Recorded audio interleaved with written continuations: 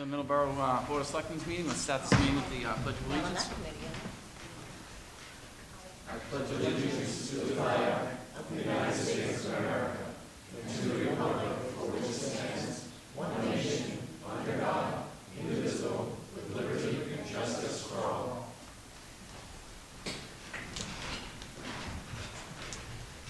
All right, good evening, and welcome to the Board of Selectmen's meeting. We are being taped and by Middleborough Community Cable Access Media, and we're being broadcast on Verizon and Comcast. Does any member of the board have anything under unanticipated? Any member of the audience have anything under unanticipated? All right. Any member of the board have anything under announcements and recognitions? Mr. Chair, if someone from the audience could give this to Jane.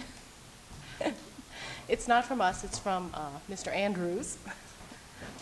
Congratulating her on her retirement, but we can see she just couldn't stay away and she's back, so.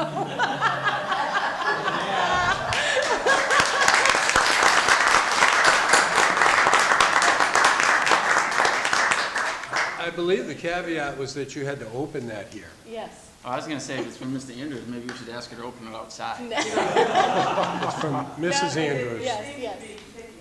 Yes. Oh. I believe he did. Yeah, he did want you to open it so we can embarrass you some more, if that's okay, yeah. It's called payback. I mean,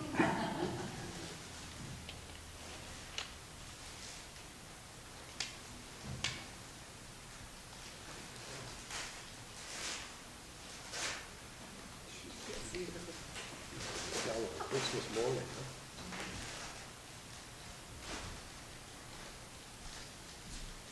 Appears to be days of the week. Yes, for your retirement, so you don't lose track. You're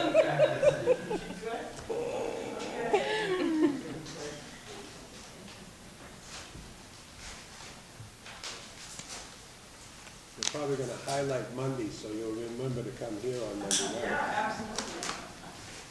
Does anyone else have any other announcements or recognitions? Yes, I do. All right. Ms. Delphi? Okay, I have one more. Okay, one more. The first annual Oktoberfest is coming up. We're looking for vendors. It will be held at the KOA one day on October 18th.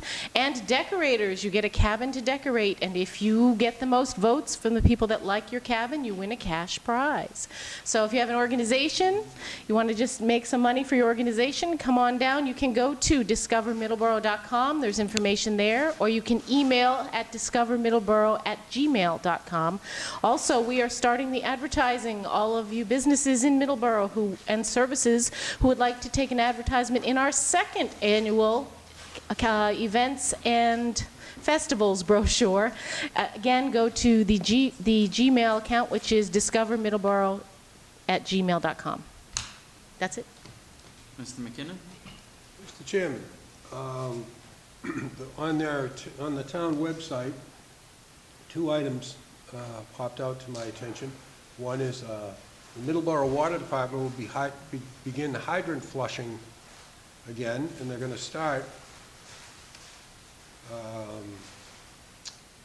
at the water tower. They're going to head south and do the east section, and then the central in-town areas, and then finish in North Middleborough. So this is going to start on September 15th. Will continue through the end of October. It will occur between the hours of 8 to 3 p.m. You may experience some rusty water during and after the flushing. You run your cold water faucets until clear before cooking or doing laundry. The other item, now that we're coming into the fall and winter season, our Middleborough Health Department and the Middleborough Area Medical Reserve Corps has put together a 27-page document, and it's preparedness checklists for items that you would need in case you had an emergency situation. You lost power for several days, or you lost your well water, so forth. There are all kinds of checklists in here. A lot of this is out of FEMA. It's also items in here you would want to have in what's called a bug-out bag, in case you had to leave the area for some kind, or if you were in an area where you had to abandon, you had to get out of your house, there are certain things you want to take with you, and you don't want to be looking for them at the last minute. Insurance policies, life insurance policies, all that kind of stuff. So you want to have this stuff available to be able to take out, get out right away. And a lot of that is listed right in this booklet. You can print this right off of the website. Thank you. What's the name of the website again? Is ours. Town of Middleborough. Town of Middleborough? Yeah. All right. And it's on, It's right on the right on the front page of Right on the front page? Town of Middleborough website. That's actually some pretty relevant information. I know we had a storm a few years back. My house was out of power, and never really bothered me before, but I had a newborn. And I was like, whoa, the whole game kind of changed at that point, and I wasn't really prepared. So a list like that is good to at least go over. You know, even when you read these lists, they'll say, like, you should have a gallon of water a day. Well, really? You know, if you're going to be outside chopping wood, if you have to cut wood in the wintertime, keep warm, you're going to need more than a gallon of water, because you're going to be drinking a lot of water out there. So you have to use this information and add to it. You always want to be prepared, because emergency services may not be able to get to you right away, like they normally could in a normal day. So you always have to take care of yourself. It's personal responsibility. Thank you. Thank you, Mr. McKinnon. Does anyone else have anything? Mr. Chair, Mr. Knowlton? I'd just like to remind everyone, Election Day tomorrow, it's a state primary, so exercise your right to vote, get out there and cast a vote. Mr. Chairman, on Friday, September 12th, here at the Town Hall at 7 p.m., there will be a candlelight vigil to help raise awareness for childhood cancer. I'm just going to read a little blurb from the event. Bring a candle and join us as we remember Haley on the one-year anniversary of her passing. We also remember Jesse and the 7 children who will die each day from childhood cancer. We will honor Dylan and the 46 children who are diagnosed every day who are fighting hard to beat the odds. So that's here on the Town Hall lawn at 7 p.m. this Friday. All right, thank you for that. I have a couple. A couple of weeks ago, we were talking with Brewster Ambulance, and they set up a smart 911 service. If you have any interest in that, you can go to their website, which is brewsterambulance.com, and they're having an open house on September 9th, 7 a.m. to 7 p.m. at the Oak Point Ballroom. This is a wonderful service. If you want to sign up for it, you can give as much or as little information as possible to these people, but the first responders have an opportunity to know what they're getting into before they get there, and in certain situations that can be extremely important. So if this is something that you're interested in, this would be a great place to stop by, ask you questions, get all the information, and sign up for this.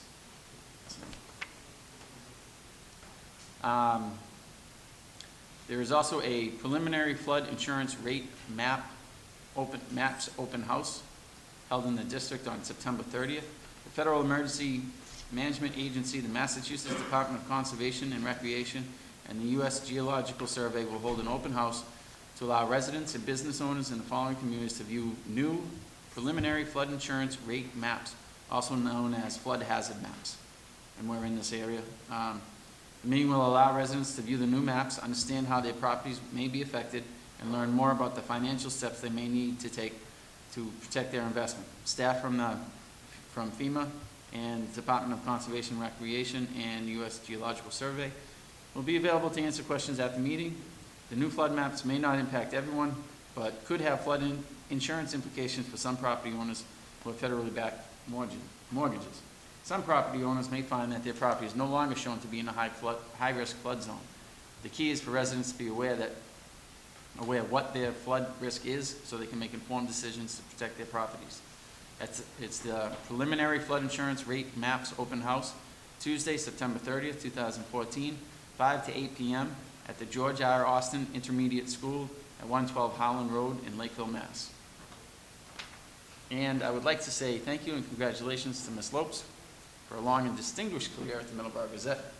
She's been coming to these meetings for a lot longer than I've lived in town, and I appreciate your diligence and your advice and your comments, even when we agreed and just didn't agree. But I'm going to miss you, so thank you. Doesn't look like she's going far, though. I mean, she's right here. She was reading a book today, from what I understand. So, does anyone from the audience have anything under announcements and recognitions?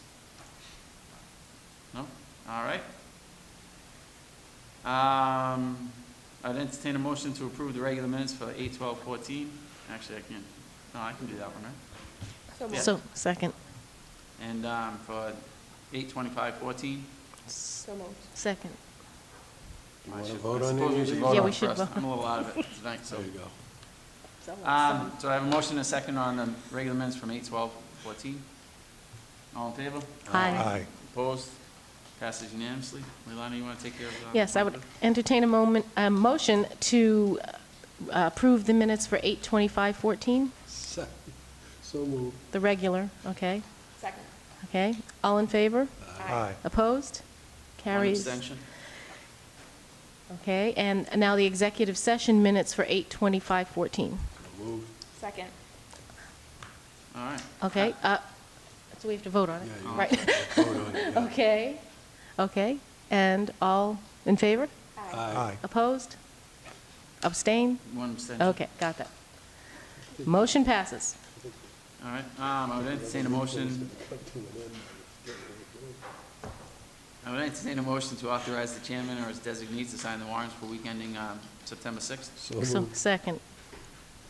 Any comments or questions? All in favor? Aye. Aye. Opposed? Passes unanimously. All right, new business. We're going to appoint a new police chief tonight. Mr. Chairman. Mr. McKinnon, as the elder statesman of the group. Elder being the operative word. I said the funny word was statesman. Sorry. I couldn't resist. Back. Would you like to start the conversation? Yes, I think I would. Could we make the announcement first of the scores, just for public information? So as part of the process of hiring a new police chief, no one on this board has hired a new police chief before, so it was a new thing for us, and we had a lot to learn. And I think 4 out of 5 of us stopped by and actually visited the assessment center while it was going on, which was a very good learning experience for me. So the assessment center took all day. We assessed all the candidates, and we came up with a composite score. The assessment center, conducted by the MMA, the Mass Municipal Association Consulting Group, was one part of the selection process for the next Middleborough Chief of Police. The assessment center was designed to establish that a candidate is at least minimally qualified to perform the duties of chief.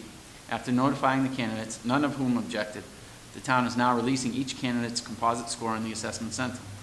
The composite scores of the candidates were as follows. Angelo J. LaPana III received a score of 89. Joseph M. Perkins received a score of 85. Robert D. Ferreira Jr. received a score of 83. And Peter J. Andrade received a score of 74. One candidate, David Beals, did not complete the assessment due to a personal emergency. Mr. McKinnon? Mr. Chairman, thank you. This has been a difficult choice. We had 4 very, very good candidates. We have to make a decision. I don't know how many people watched the interviews. I did not get to the assessment center myself. I do a lot of interviews in my job. I like the interview process. It's difficult for the candidates because they don't know what to expect. We had some very, very good questions. We all asked various pieces. And then we had to assess what we were hearing, assess what we saw from what went through the assessment center, to come up with a decision. It's an important decision to our town. It's a very important decision. And it's a difficult decision. And this board's getting to make several difficult decisions. So we're either blessed or cursed. I had to weigh in my own as I looked at this situation, I had to weigh out all the different pros and cons of the various answers that we got, see the reactions. And a lot of it is to look at the reactions, too, of the candidate when they talk. I came up with a person that I think would be the candidate, but I'm not going to give that yet, Yeah, unless you want me Before you to. get into that, I'd like to make a quick statement. Sure. Whenever you get a chance. Well, you can, I just want to say, I agree with Mr. McKinnon wholeheartedly, and the great part about this process is we have a very difficult decision in front of us, and I don't know who's going to get picked yet, but no matter who gets picked, I think Middleborough is going to be in great shape, and we're going to have 3 guys behind them that are certainly excellent candidates as well. I thank them. It's not an easy thing to go through the assessment center and then to come up here and get grilled by 5 non-police people who may or may not know what the hell we're talking about. But I think we did a pretty good job. I think the decision's going to be the right one at the end of all this. And my hat's off to every single candidate that came in and went through the process with us. I appreciate it greatly. I have the utmost respect for all of the candidates. I think this whole board does. And I thank you all for your commitment to the town and putting yourselves out there for this position. Mr. McKinnon? now, do you want me to make my suggestion now, or do you want me to wait till the end, or? Up to you. How do you want to do it? Okay. So, in looking at all the information I had in front of me, and, you know, we're not going to lose any way we go with this, but it's about getting the best we can for what we've got where we are. In my opinion, the person that I would nominate to be the next police chief would be Joe Perkins. So, I will turn this over back to you, Mr. Chair. Is that a motion? Well, I would gladly make that a motion, but I think we've got 4 other board members who might want to speak. Maybe they have different ideas. So I will hold off on a motion till everybody has a chance to speak, if they wish to speak. All right. If that's okay? I agree, it was a very tough choice, and we will be in great hands no matter who we choose. And when the time comes, I would second that motion. That's what I have to say. Mr. Knowlton? I'd like to thank all the candidates. I think each one demonstrated different strengths. I think the assessment center done by the MMA Association was just wonderful in showing that each candidate is capable and skilled. I learned a lot about policing and community policing in very detailed answers. I appreciate that the candidates, when they came and spoke to us, were able to help us understand what their vision for the position was and what they would do in the position moving forward. You know, unfortunately, we have to choose only one. My choice would be Joe Perkins. Ms. Stewart? We did have 4 wonderful candidates, and I'm excited that all 4 of them, scored so well in the assessment. So I think even before we conducted the interviews, we knew we had 4 solid people to choose from. And from what I hear from speaking with other people, that's not necessarily the case in our own history, and certainly not in other towns. So I echo everyone else with thanking all of the 4 candidates for applying and for undergoing the assessment center and for putting up a lot of the questions from the interviews. And I am very excited for the town to move forward with a new police chief. I think all of the candidates had really good ideas, and I hope that the 3 that won't be chosen will move forward with any of their ideas that they had to improve the department. But I also would choose Joe Perkins for the position of chief. All right. Again, thank you to all the candidates. I certainly appreciate it. Like I said, it was again, it was a tough decision. I'd be happy with any of them as a police chief.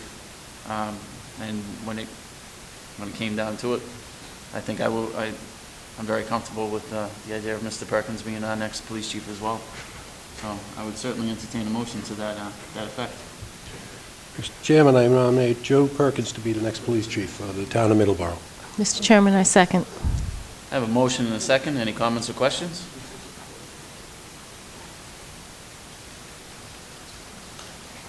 All in favor? Aye. Opposed? Passes unanimously. Congratulations, Mr. Perkins, and thank you to all the candidates and to the town for participating in this. And I would also like to, I would entertain a motion to appoint Mr. Perkins as the acting chief for, is it October, September? Effective September 13th. Effective September 13th. So moved. Second. I have a motion and a second. Any comments or questions? All in favor? Aye. Aye. Opposed? Passes unanimously. I have one statement to make. I heard you guys had this done Thursday. If you want to make, if you'd like to make a statement, so you can come up and read your name into the record. Thursday. My name is Mike Chilcott, and I am very disappointed on this board right now because I'm going to tell you something. I knew about this Thursday, and I will bring the gentleman in that told me Thursday last week that this was done. All right, well, just... Absolutely untrue. Wait, time. I was in the middle of the desert in Southern California on Thursday with absolutely no connection to this town. Whoever told you that this was done on Thursday is a liar. I'll be more than happy to state that to his face, because I've been out of touch for 3 weeks. So for somebody to say that we had a meeting and decided this on Thursday is an absolute falsehood. It's a disgrace on this board, it's a blatant lie, and it's a disgrace to the appointment that we just made. It's an absolute falsehood, and I have absolute proof and documentation that I was not part of that. Absolutely. Thank you for your statement.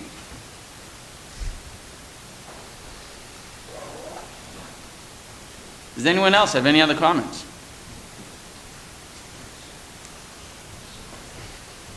Okay. I would entertain a motion to approve the October 6th, 2014 special town meeting warrant. So moved. Second. Any comments or questions? We've all seen it, looked over it? All right. I'd entertain a motion to refer to the special town meeting. Mr. Chair, do you want to vote on that? Yeah, I'm sorry. And you may have noticed, but we left the name of the police chief off because we, in fact, didn't know who that was until tonight.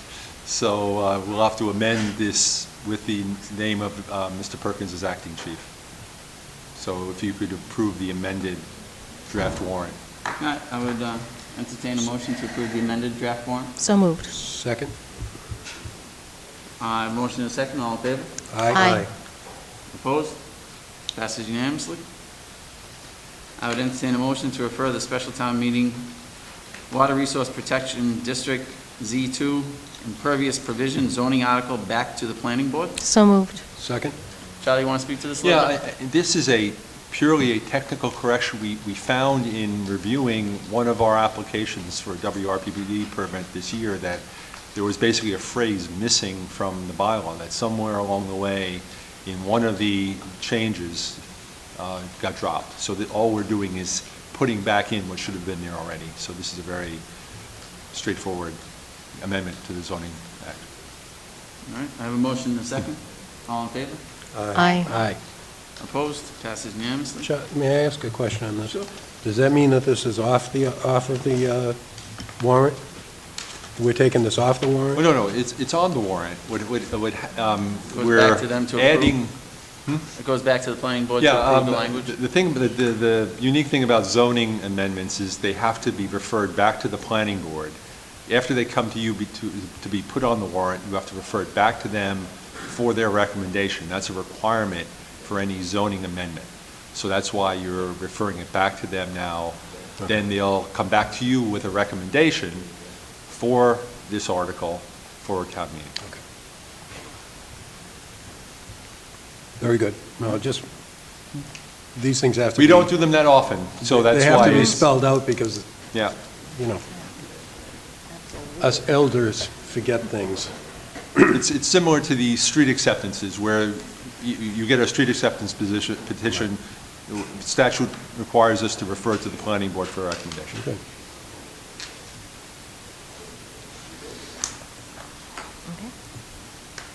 I would entertain a motion to sign a Realtor contract regarding the Town Hall Annex. Mr. Chair, Ms. I just met with the second Realtor on our list, AJ Andrews from RealtyNet. He's a commercial real estate agent who deals with commercial banks all the time, and he is in the process of drawing up the contract for us now. I should have it next week. All right. Going to postpone this for Yes, next so- week, then? Yeah. We can just, I Postpone think we it. could just postpone it. All right, we'll take that up next week. I'd entertain a motion to approve the annual MDA donation boot drive sponsored by Local 3653 on Saturday and Sunday of September 27th and 28th, So moved. 2014, from 9 a.m. to 5 p.m. at the Four Corners in the center of town. So moved. Second. Mr. Reed, do you want to speak to this? You don't have to, but... All right, nice seeing you. Well, Mr. Reed, while you're here, I mean, may I ask a question? Absolutely. Can you tell us what you gathered or what you collected last year? Do you know offhand? I believe we did just over $3,000 last year. Okay, Off the so top of my head. you would like to do a little bit more than that this year? Absolutely, we would, we'd love to. And you're only going to be at the Four Corners? You're not Yeah, going to we be... found it a little bit taxing to try and do all the four corners from all four angles and out front of Hannaford, so we're just gonna focus in on the four corners this year. Okay, very good. Thank you. Beautiful, thank you. Thank you.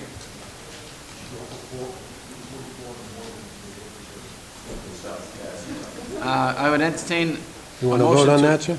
Did we What's- vote on that? Did we vote on it? I No. don't think we No, voted no, on it. no. A motion and a second, all in favor? Aye. Aye. Opposed? Passes unanimously. Well, hitting about 50% tonight, aren't we? He's tired. Leave him alone. Got a little thrown off. A little. Don't blame you. He's pretty aggravated with that. I'd entertain a motion to approve a request from the Central Congregational Church to cordon off a portion of Webster Street from South Main Street to the driveway of the MG&E from 11 a.m. to 4 p.m. on Saturday. So moved. Second? And we have all the approvals? Police and fire are on Police, board? yes, we make it subject to no issues. I had that for one of them. Their letter said that that just police had approved. They didn't say anything about fire. But you did Well, have that subject- in there, yes. okay. So, subject to. Subject to no issues of police. and Right. safety, and I'll make sure. All right, so a motion and a second, subject to. All in favor? Aye. Opposed? Passes unanimously. I would vote to sign the Cross Street Well Extension. I would entertain a motion to vote on to sign the Cross Street Well Site Extension Agreement. So moved. Second. Charlie? We have P&S agreements with all the property owners, but we've got to extend them. We're still waiting on one of the property owners to give us all their documentation, but we hope to have everything wrapped up by the end of the month. All right.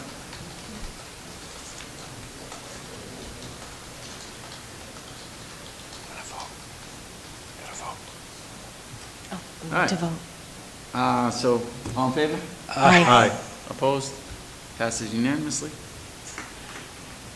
And I would entertain a motion to send a letter of thanks to the Cumberland Farm Gulf Group Companies for their generous offer to add the handicap button So- at the, oh, sorry. at the request of Ms. Stewart. So moved. Second. I think this is an absolute great example of a selectman who's on another committee, being aware of something that maybe not all of us are, making a suggestion. We couldn't require it, but she made a suggestion.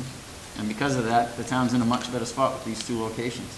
So kudos to you, Ms. Stewart, and kudos to Middleborough for having someone who's on the ball.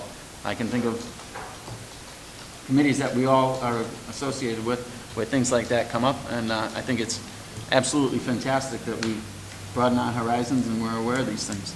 Because really, the people of Middleborough are the ones who benefit from this the most. So thank you very much, Ms. Stewart. And I have a motion and a second. All in favor? Aye. Aye. Opposed? Passes unanimously. And thank you to Cumberland Farms for doing that, too. I'd entertain a motion to vote to approve a secondhand junk dealer's, that's such a bad term. Vote to approve a secondhand junk dealer's license for Grant's Auction House at 40 North Main Street with hours of operation being Monday through Sunday, 10 a.m. to 6 p.m. So moved. Second. Excuse me. Yes, ma'am. Did that one I put a note, to make that subject to? Subject to an acceptable quarry report, confirmation, workers' compensation Yes. need not be provided for auction or services being utilized, and no outstanding taxes owed to the town. Subject to. So I have a motion and a second with those caveats. All in favor? Aye. Aye. Opposed? Passes unanimously. Question? Why are we even, you're being generous? Yeah, pretty much. I couldn't reach him the other day, so Okay. All right. just trying to keep things moving. Okay. Thank you. All right. So we got 10 minutes, No, I mean, this is not Actually- a formal hearing, so and the band's all here. the band's all here. So, all right, so let's have a talk with the Town Manager Screening Committee about the search for a new town manager.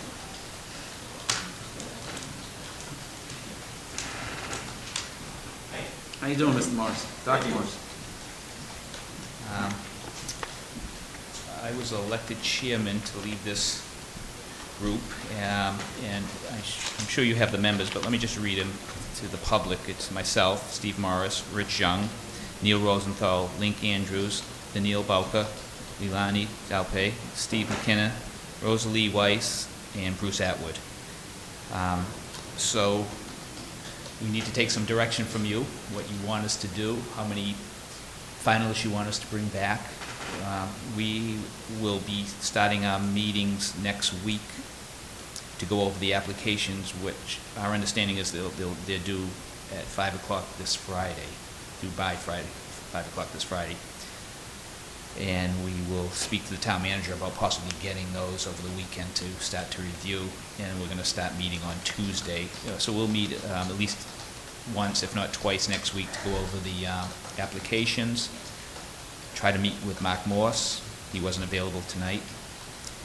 Start to formulate our questions for the candidates based on your direction, but we have some general questions we know we're going to ask. We're going to start working on those questions now. For the couple of members that had to come back to the Selectmen's meeting, we want you to start to put some questions together between now and next Tuesday. And then, if all goes well, we will start doing interviews the following week. And we've set aside a couple of days for those interviews at the library boardroom. And we will talk to Mark Morse to see if that's a reasonable schedule, if this is moving too fast, if that gives candidates enough time, or do we need to go into the following week. But by all indications, we should be able to get you the finalists that you request by your October 4th meeting. I believe I think that's the Monday, the 4th. So we should have those to you, as indicated by the town manager, that you would like by the 4th. So if you have any indication of what you specifically want us to go after, or just leave it up to us, and how many candidates you want us to bring back to you. We thought maybe the 3 to 5, which is we've done in the past, if that's good. If you want more than that, or just bring back the best we can find. But I don't know if you have any thoughts on what direction you want us to go, anything specific you want us to look at. Mr. Chair, Mr. McKinnon? at the risk of giving myself more work, I would like to see closer to 5. Okay. 3 just seems like it might be too narrow a window in case somebody books off, or Yeah. 1 or 2 people book off. I'd kind of like to see I think 4 to 5 would be a better number. Anyone else have? I'm going to echo that, and I would say 5, not 4 to 5. More on it, okay. I think we learned when we had the search for a police chief. We had one person who had an emergency and had to drop out, and that brought us down to 4. I would hate to see that happen for such an important position, so I'd really like to see 5. Sure. Lincoln Andrews, there's one problem with that many candidates, and that is if somebody is going to be willing to throw their hat into the ring knowing that they only stand a 1 out of 5 chance of getting the job and then having to expose themselves publicly to the town. And I guess from my perspective, you know, if we, the board, see that we have 3 really strong candidates, that, in my opinion, that it may be, you know, a better way to go, and to let us kind of get through the process before we fully determine how many are going to present, because the wheat and the chaff is probably going to separate pretty quickly. I'm not so sure we have to set the number right now, is what I'm saying. I think I would tend to agree with Mr. Andrews on this one. I think we have an extremely strong committee, and I think that, like, they can narrow the field down, and that he's absolutely right, that is an issue. Some of these people have pretty good jobs where they are now, and they don't really want to make things public that they're looking for more work or other work. So it might be prudent for us to ask for 3 rather than 5. Well, We can also given what kind of modify this. Mr. Andrews said, it might be just as well to let the committee see what we've got coming in, too. We may not get the volume that we're thinking either. We don't know. I mean, I'm very comfortable with the idea of 3 to 5 for now, and then narrow it down as, if we have 3 top candidates, I mean, it'd be great if we had 5 first place people all neck and neck, and then we can talk to 5, but that's kind of, maybe we should wait until we see what's going on. I'm just concerned that we end up with the same situation we had with the police chief, when we have a candidate for one reason or another who has to drop out, and then we're left with 2. I don't think that's a good situation. I understand the comment. I kind of disagree with it. If you're going to go for the job, you're going for the job, and it's a public job. So. That's a good point. That did happen the last time. Someone did drop out. A lot of the times it happens if the process moves too slowly.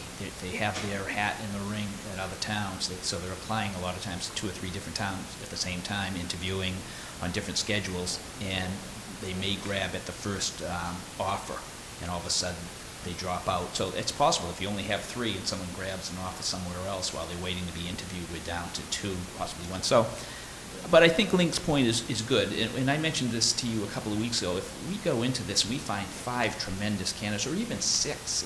We said we can't pass this 6th person up just because you said 5. This person, they're so close. We really want you to take a look at it, make the decision yourself. Then I think we'd come back to you and tell you that.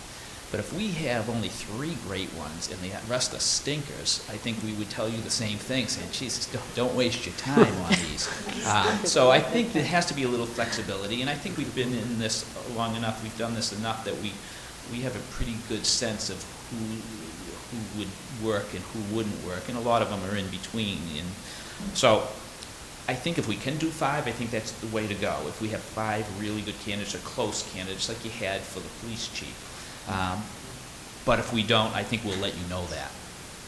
So that gives us some flexibility, but I think if we can get 5 or 6, it's better for everyone. But don't be surprised if someone does drop out because they are applying in multiple towns typically. Yeah, I know that there's at least 2 other towns that are going through this process right now. So Yeah. I think, yeah, maybe a little flexibility is exactly what we need at this point. Anything specific you want us to go after? I know it's always the financial end of things and the negotiations, because that's now part of the town manager's job description. So, you know, we're certainly going to press for that. A good negotiator, someone that can handle the town budget, and then all the other qualities that you want to see in just a human being, we'll certainly bring to the table. But if there's anything specific between now and next meeting, please just email it or give it to Jackie and she can get it to us. Anything specific that you want us to go after. Okay? All I ask is that for the open meetings, to just make sure that we get them posted so the public can attend. I'd like to attend a couple of the meetings. Who's doing it? With your permission, Mr. Chairman, I'm going to be the recording secretary, and I'd like to, if it's okay, I'd like to be able to, like, take advantage of having Jackie telling her when the meeting's gonna be posted, if you could post them for me, Jackie, would that be possible? And then if I could file our minutes with you, just send them along to you and have you be the clearinghouse. And also, if possible, it'd be great if we could have the minutes from our previous town manager search committee meeting forwarded along to me. They should be somewhere. I took the meeting unless that. We could ask Allison to find those. No, Allison said she doesn't have them. Huh. And I'm wondering if they just kind of, she said that that Jackie would probably have them, so now I'm kind of wondering where they are. And so, and if it is, it's probably my fault, because I didn't turn them into the right person, so I'm not sure. Also, I know is I took good minutes. It'd be nice, they'd be helpful for us. All right, we'll see if we can find them for you. Mr. Chairman? Mr. McKinnon? Due to the nature of these meetings, though, they will be executive session type meetings. Some will and Public some won't won't. be. Well, any of the ones where we're discussing names of the candidates and interviewing the candidates will all be closed sessions. Right. So the only one that will be open was tonight, earlier, and when they come before the board of selectmen. The rest of them are all closed due to the confidentiality of the. That's true, and the committee has asked me to get an opinion from Town Council Dan Murray, just to be on the safe side to have that, because someone will ask that question, but that's typically how it works. These sessions are closed to protect the candidates who are applying in multiple towns, and if they don't get it, they don't want their employee to know they're looking for another job. So that's the way the law has been written, and that's the way we've done it in the past, but we'll get Dan to put that in writing for anybody that questions that, and to make sure we have it right, like we think we have it right. Okay, so I'll be talking tomorrow, and I'll make a phone call to Dan. And that's okay to do that, right? Do I need to go to town council? Is there a policy now that we have to clear that with the chairman? I checked with right? Dan. Okay, I have your permission to do that. All right, thank you. Anybody else have any other questions or comments? Just one more comment. I know you've probably covered, your committee has a really good idea of what we're looking for. But one of the things I'd just like to stress is someone who's able to be an advocate for the town. Our current town manager was able to be an advocate for the Rotary, and that was really a positive thing. So I'd like to see that quality. Okay, great. Yeah, good suggestion. Anything else? John, just to be clear, as an advocate, you mean at the State House Right. and with our legislature? Yes.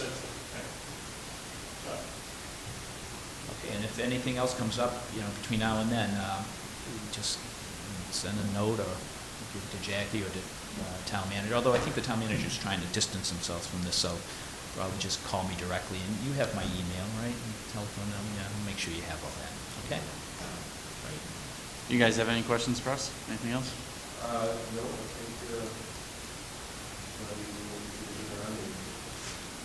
When's town manager's last day? What would you like it to be? When we let them go. Is he looking to end it? He's end of given us some October? flexibility. I think Okay. so, yeah, the end of October. Okay, well, that's good.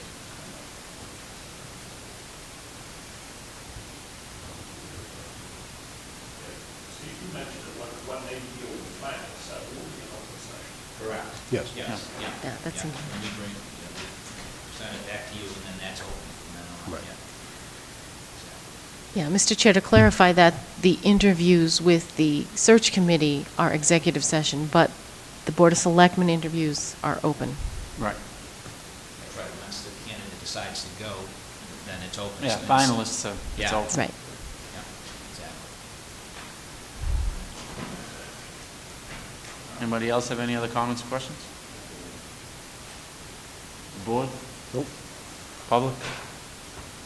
All right, thank you very much. Thanks. We appreciate it. Be in touch. All right.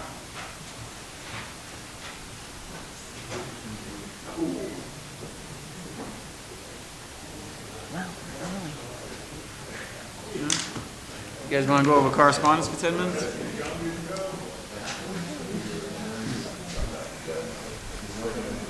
Mr. Stewart, do you want to start? Yes. There was a resignation from the school committee, so there is an open spot on the school committee right now, and I would suggest that anybody that's interested send a letter of interest to the school committee and send a copy to the Board of Selectmen as well.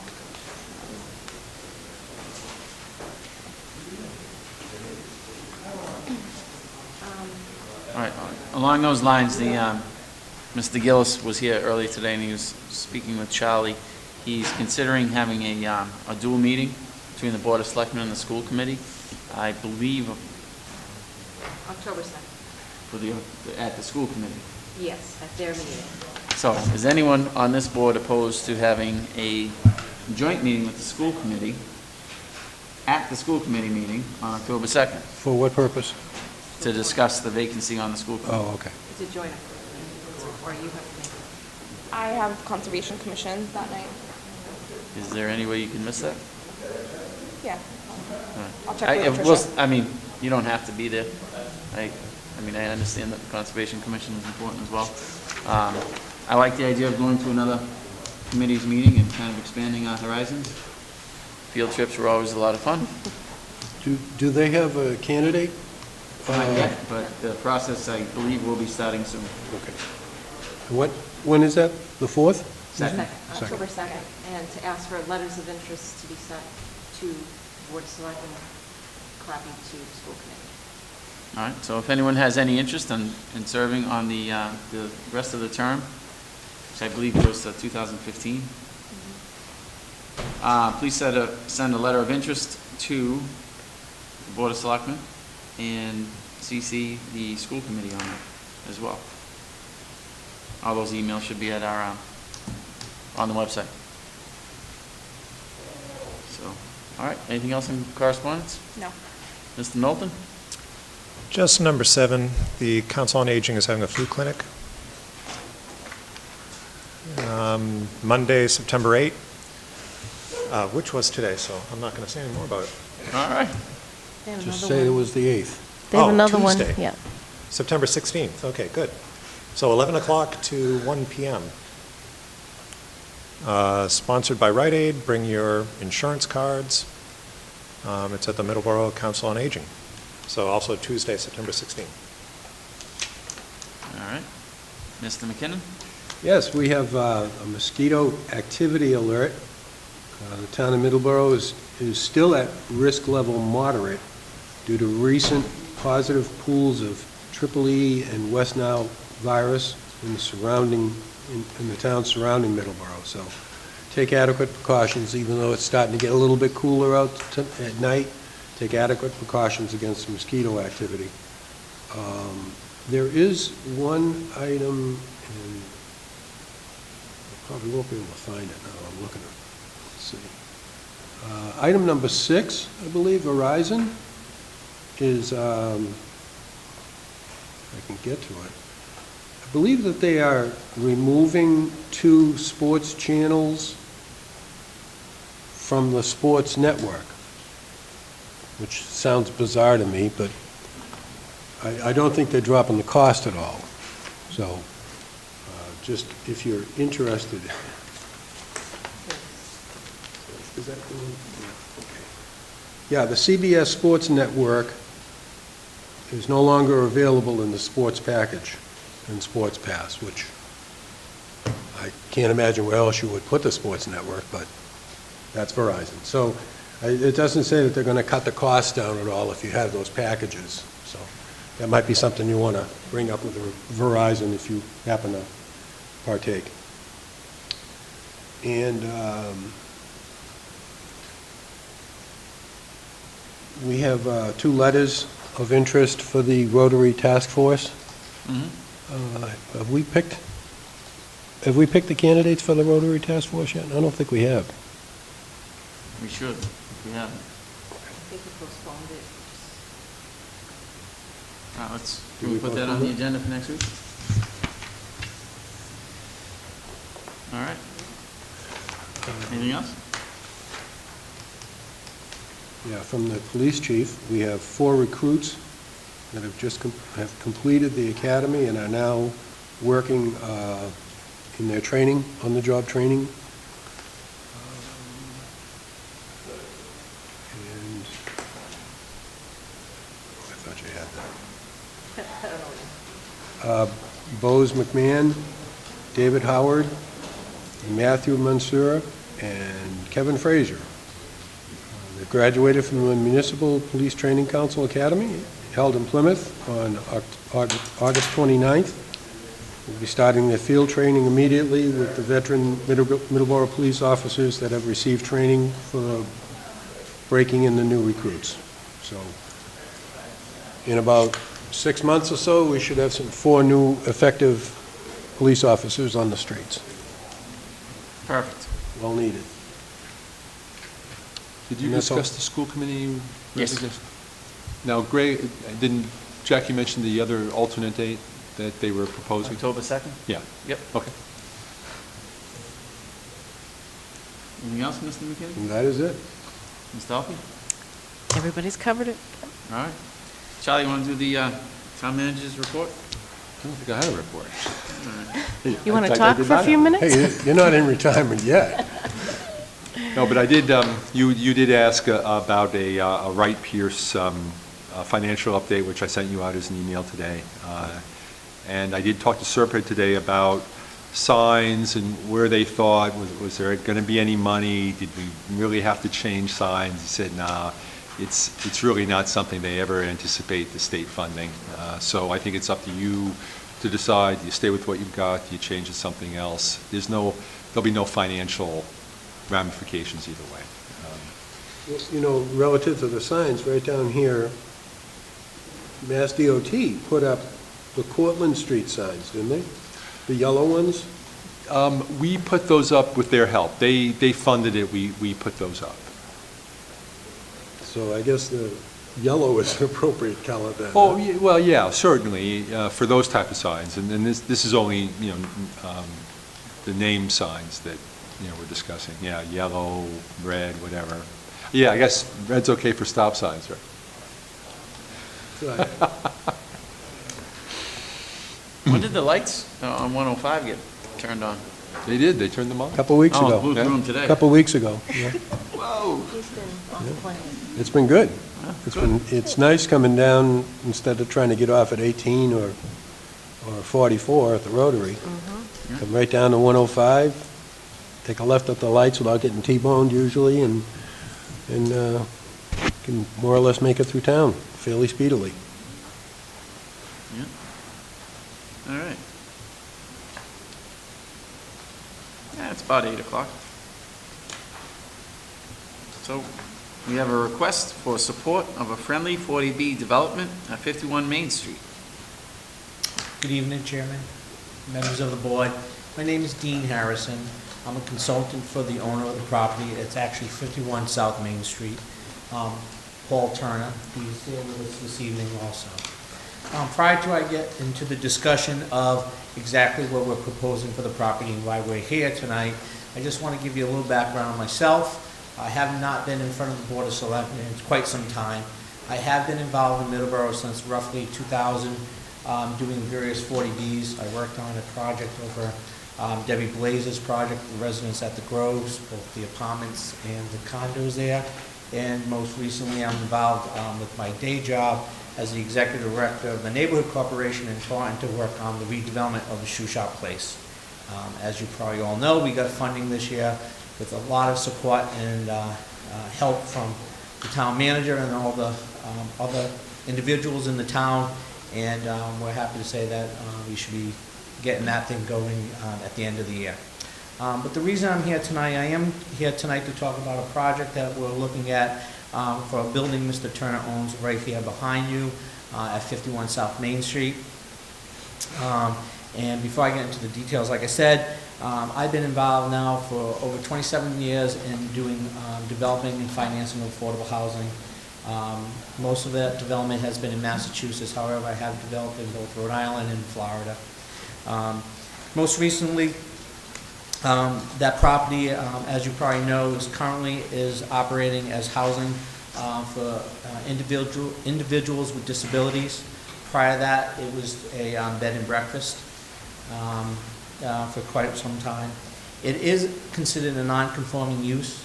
It's is in two zones. It's in the Residence B zone and also the Business zone.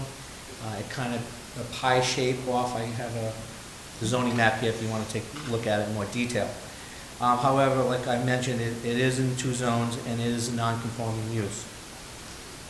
As part of my review, I did look at the current makeup of the properties along South Main Street, basically from here all the way down to the light. Of the properties out there, there are a total of 4 properties which are considered zoned as multifamily per your zoning bylaws. It's an apartment 4-8, and then there's also multifamily. And then there's an additional 4 properties which are considered either, it's identified as 2 to 3 family properties. Those properties that were zoned apartments 4 to 8 or multifamily, they range anywhere from 3 units per acre up to over 17 units per acre. Of the 4 additional properties which are zoned 2 to 3 family, they range in anywhere from 2.5 units per acre up to over 6.5 units per acre. The reason why we're here in front of Selectmen, as you probably all know, under a comprehensive permit, it's supposed to be a process which is usually going through the Zoning Board of Appeals. And we will be going through the Zoning Board of Appeals for the comprehensive permit. But what we would like to do tonight is we wanted to work with the town and do this as what is considered under the LIP program, Local Initiative Program. And under that is where you work with the community to get support to do, quote, a friendly 40B. Because under the Local Initiative Program, you can either do what is called a Local Initiative Project and use 40B to get the approvals you need, or you can do local action units. I believe you had one of the properties, Star Mill, was done as local action units, which is a little different. You go through the normal permitting process, but you get relief that way. We are actually asking to do what is called the Local Initiative Project under the Local Initiative Program. So bear with me with these acronyms. Under the LIP, through the state process, we'll be applying to DHCD for what is called the Subsidy Eligibility Letter, or the Project Eligibility Letter, which is actually our golden ticket into the ZBA. But as part of the LIP application that we have to submit to the state, we do need the support of the community, and we need the signature from the chief elected official. Obviously, that would be the chairman of the Board of Selectmen. So as part of the process, we do have to come here and work with you, and also work with the various other groups within the town.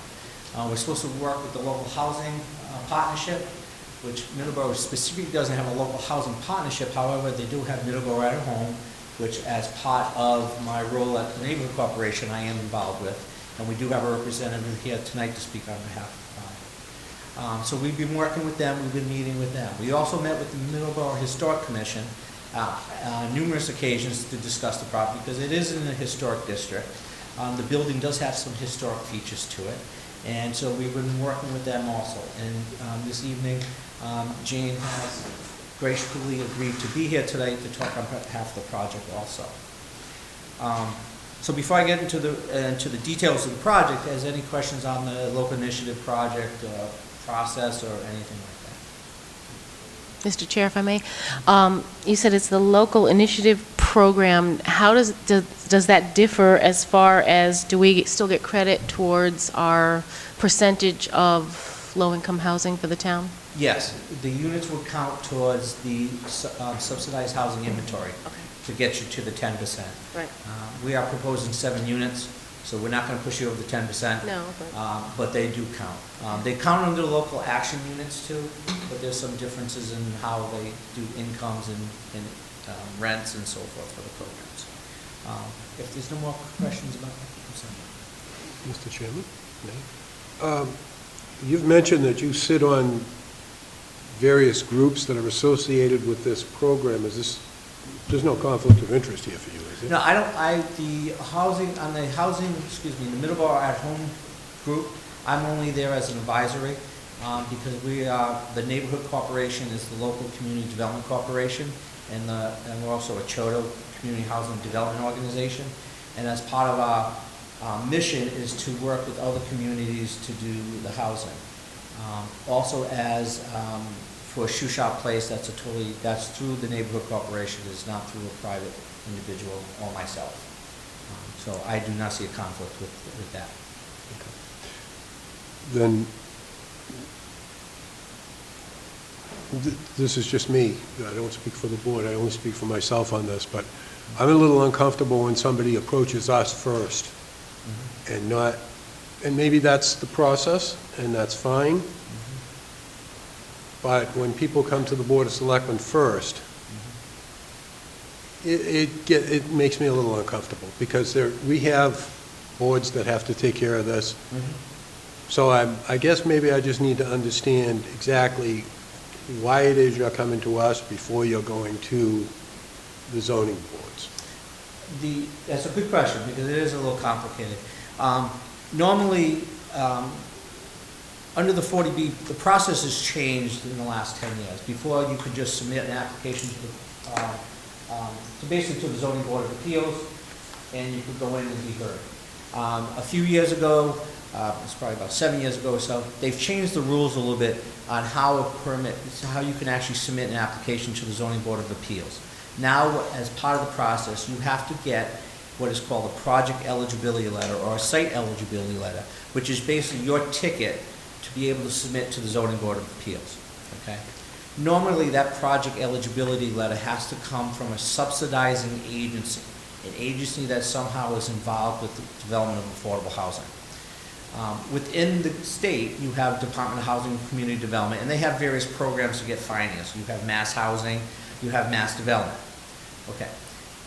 We have chosen as another option is what is used in the local initiative program, in which that process is also will get the site eligibility letter from DHCD. However, that is considered a friendly 40B, where you work with the local community to be submitting like an application almost together, and that you have already met with the town and they kind of throw their hat in for support. They're not approving it. You're not approving anything this evening. All you're saying is, look, it seems like it's an eligible project under the local initiative program, and right now we want you to look at it, DHCD, say it's okay, and then we go to the Zoning Board of Appeals. We could go informally to the Zoning Board of Appeals to give them a prior overview of the project, but we could not officially submit anything. And we made the decision, after speaking to some of the committees, to come to the Board of Selectmen first to give the introduction. And that's the only reason we're here tonight, is obviously to give the introduction and then look for your support in our application to the Department of Housing and Community Development, DHCD. Did that make it any clearer?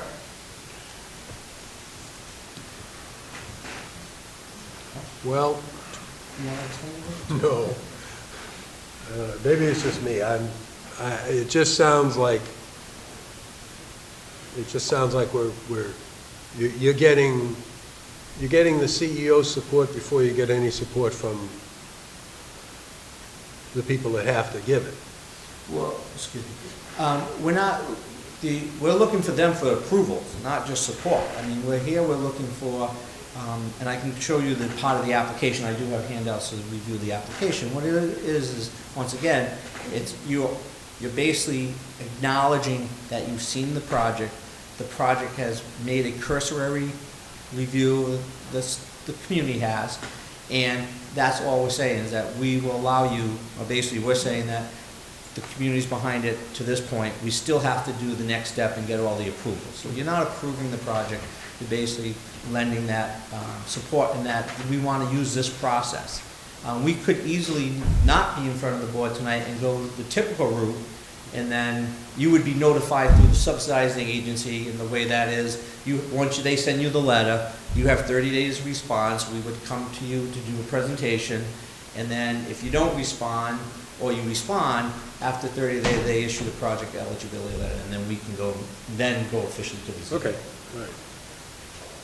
I just wanted, I'm Joe Ruthwitz here tonight, on chairman of Middleborough at Home. as the Affordable Housing Committee, he has been meeting with us probably 6 to 9 months. We've also met with the town manager, Historic Commission, planning to go over some of the regulations. This is a lip, and this is, we're trying to understand all the, like Star Mill, we learned after the fact, some of the requirements. So we did recommend, based on what we understood, that he go to the selectmen for this step. Good. Now that I've kind of sit down the framework, I will discuss a little bit of the project unless there's any more questions. Mr. Chair, I just have a couple questions. You had mentioned you went to the Historic Commission. Yes. Because it is an historic district. Yes. So how is it going to affect the status of the historic district? And for future, if we were to go for a cultural district, would it have any impact on that? Let me answer that. I'll answer the best I can, and we can also refer to Jane also.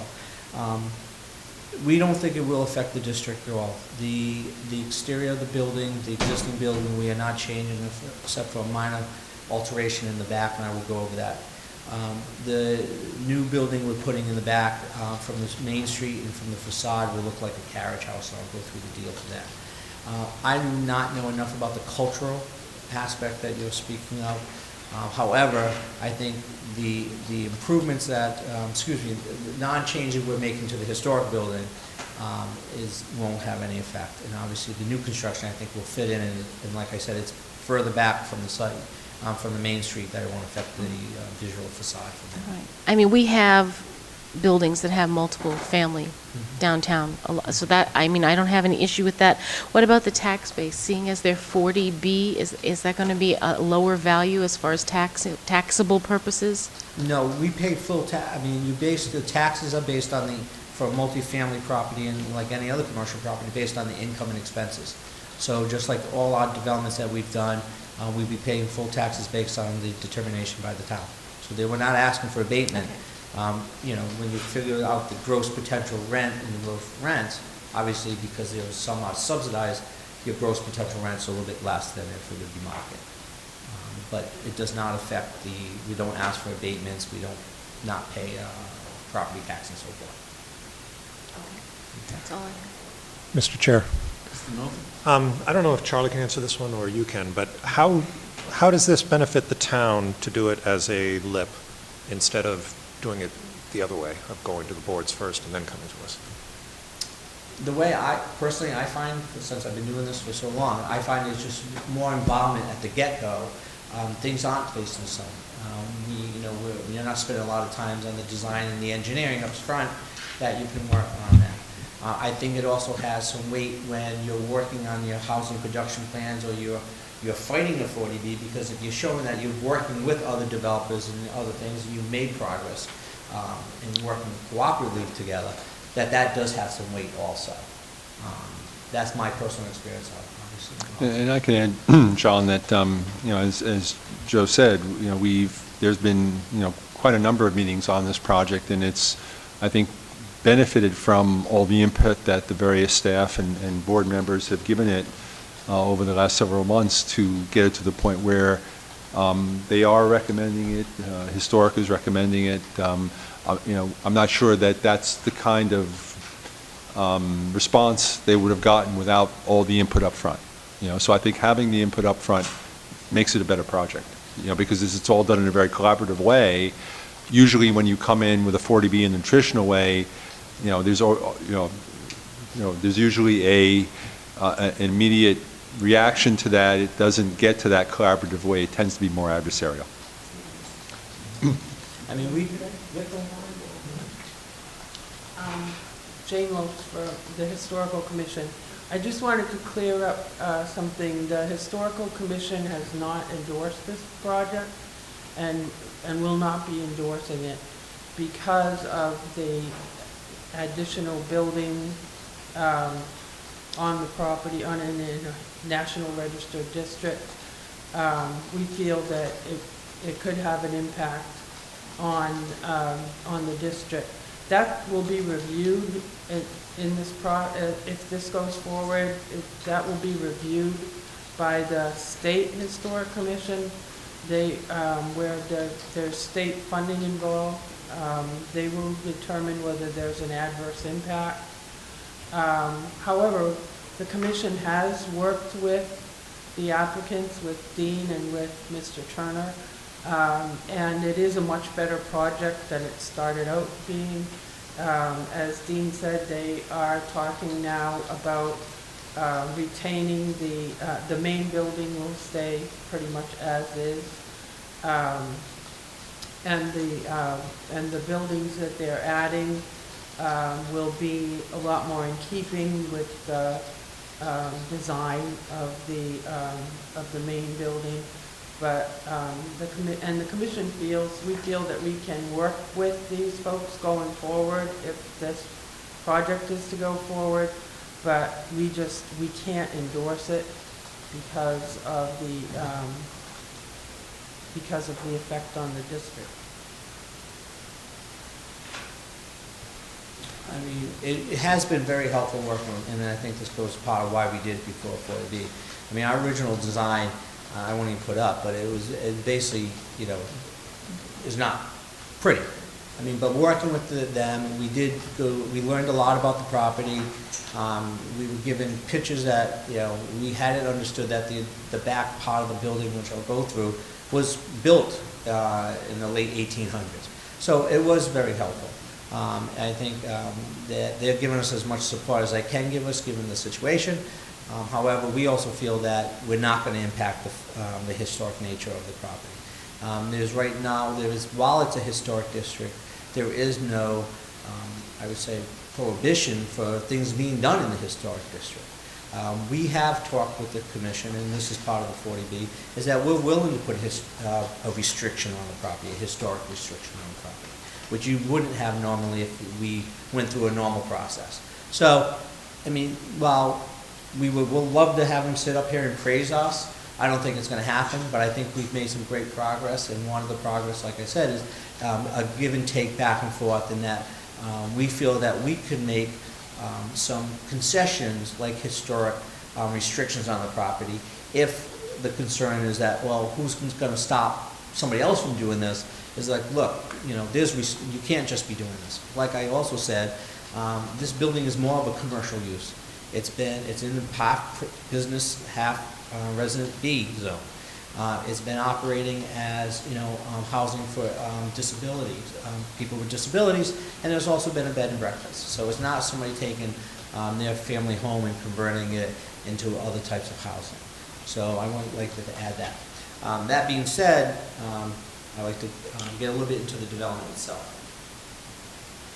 What I'm going to be showing, I actually have hand out so you can follow along. Thank you.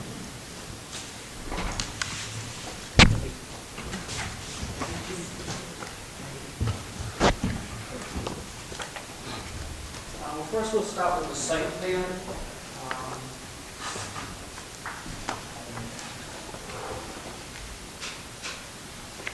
Just to orientate yourself, this is South Main Street. Town Hall's right here. This is the parking lot of Town Hall. Basically, is the shed and the dumpsters right back here on the Town Hall property. The property is relatively flat from South Main Street all the way back to the property. As you can see, it doesn't have on here, but there's roughly 260 some odd feet here and almost 300 feet this way, roughly 150 feet across the front. This is the existing building, which was built in the mid to late 1800s. I won't get into the historic of the future, but basically this was built first. There was some changes made here, and then this back addition was made. This back addition interior has very little historic features to it. There is I would say a fireplace is probably the predominant historic feature. The main building still retains a lot of the historic character of the building. We have taken the Historic Commission through, and it really does have some nice work. We are proposing really no changes on major structural changes or really changes within the building itself here. We'll have 2 units, 2 two-bedroom units, one up top and one below, and 1 two-bedroom unit here in the back. This would probably be a gut rehab because it was built with a lot of just not real thought back here.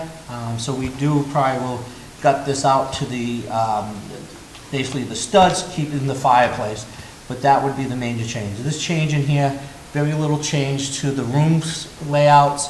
We're actually taking down some walls that have been added over time. You still have a lot of the original wallpaper, but they do need, we need updated heating system, plumbing, and so forth and so on, so that will be done.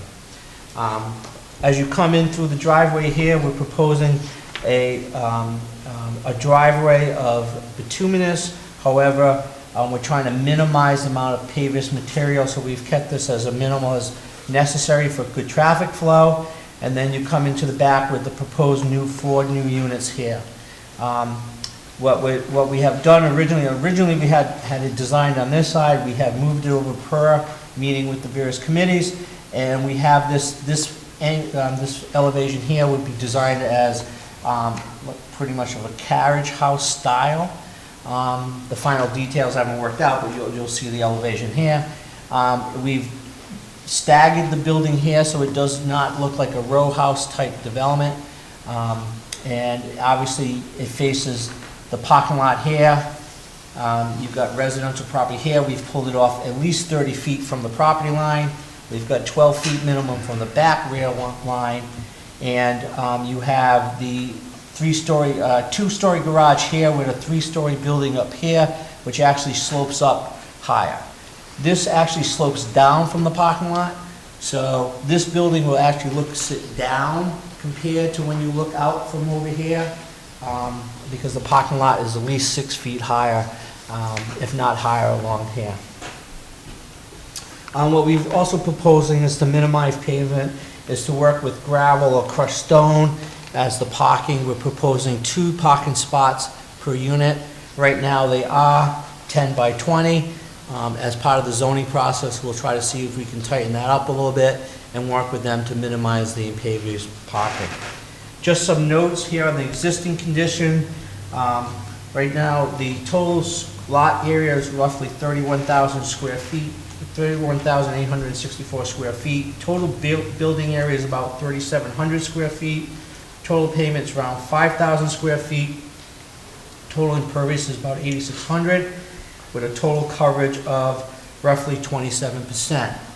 With the new building and the alignment of the driveways, we now have a total building area of 5,700 square feet, roughly 2,000 square feet larger.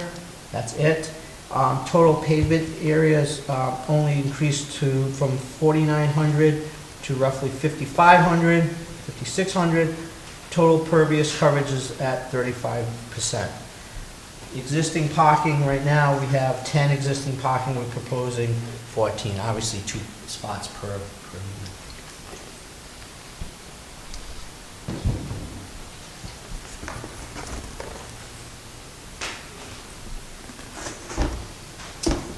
This is the proposed front elevation with the existing deck.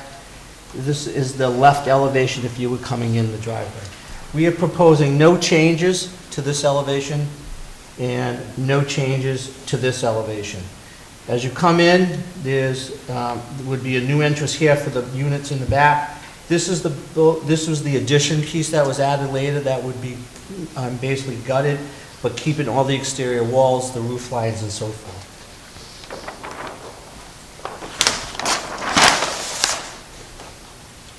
This is the right elevation. This is the view from Town Hall looking down into the property. You see obviously we don't show the fencing or anything, but obviously you have the fence out front. And then this is that back area. This is the chimney, which I feel is probably the most historic feature of this back area. We're obviously keeping that the same. This is the only area in the back that we are modifying a little bit. Obviously, there's some smaller windows here and so forth. What we need to do, see if there's a better picture on it.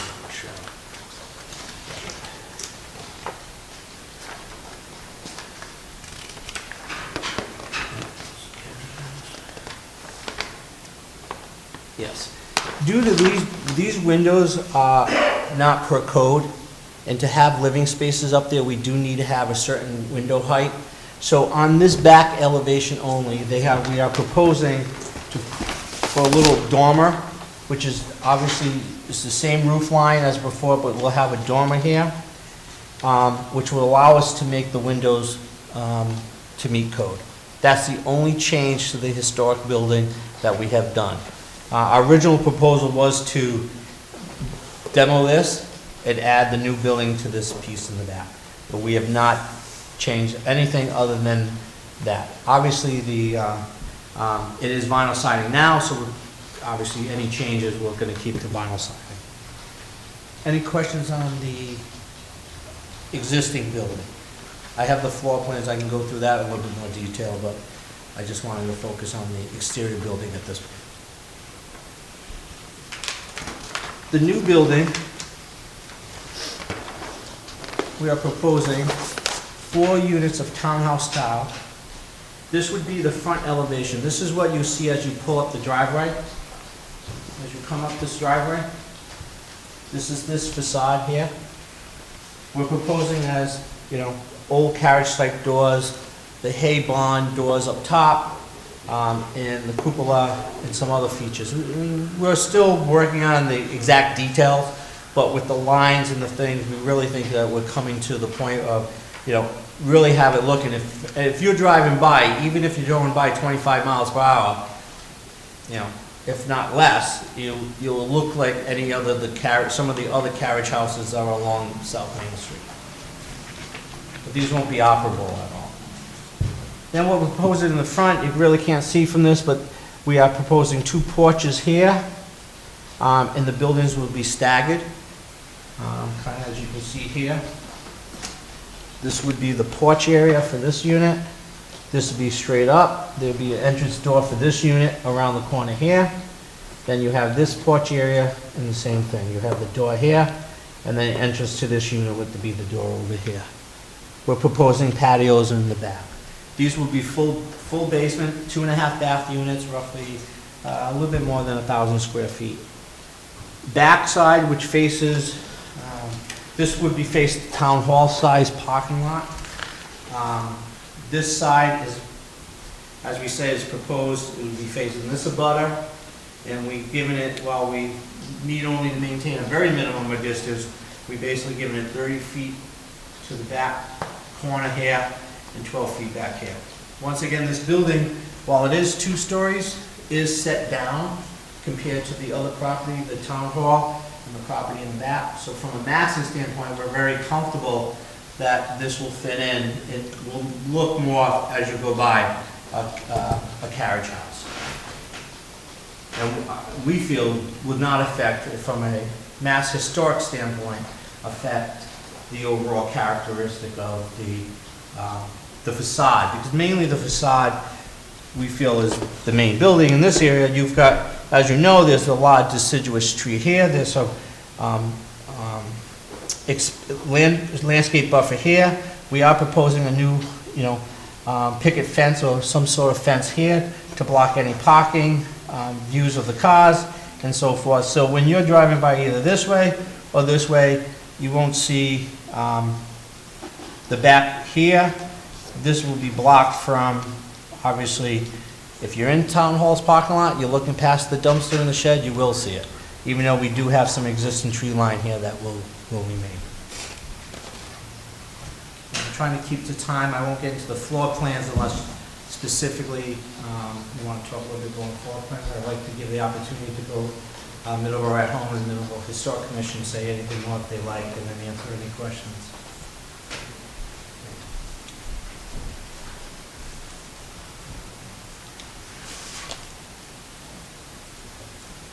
Anyone on the board have any questions?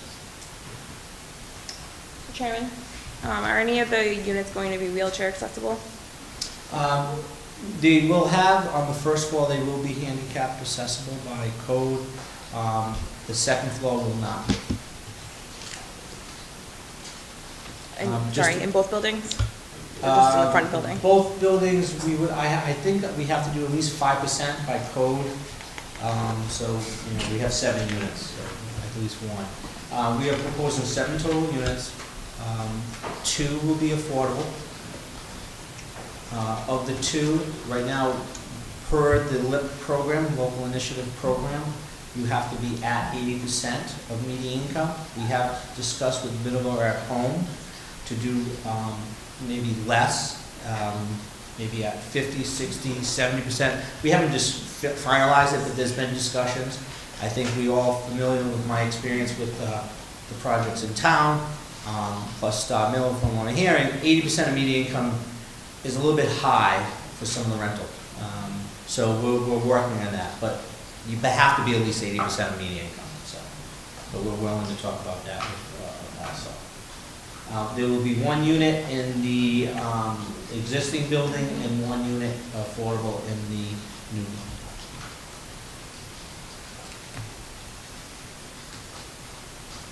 Any other questions? Mr. Chairman. So this is a 40B unit, 40B development, that only 2 of the 7 units will be. Yeah, it's Use the 20, term it's low. like 27%, 28%. Yeah, 1 would be less than 25%, 1. So out of the 7 units, 2 units would be considered affordable. All seven would count towards your 10%, because it's a rental project. But like I said earlier, it's not gonna get you over the 10%. Okay, thank you.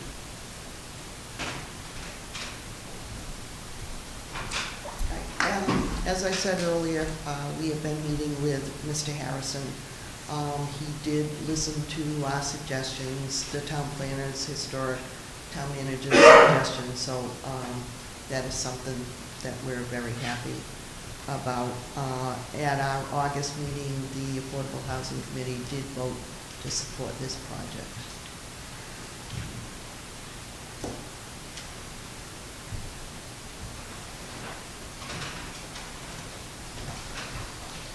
If there's no further question, what we were hoping for this evening is, as I indicated earlier, I have a draft of the application. The application is pretty thick and has additional exhibits, but what I brought is the written application form itself. It's not official submission, it's basically just a taste of what is we have to do. And as you can see right on the front cover sheet, what they're asking for is that as a LIP application, that we have a signature of the chief elected official and the chair of the local housing partnership if applicable.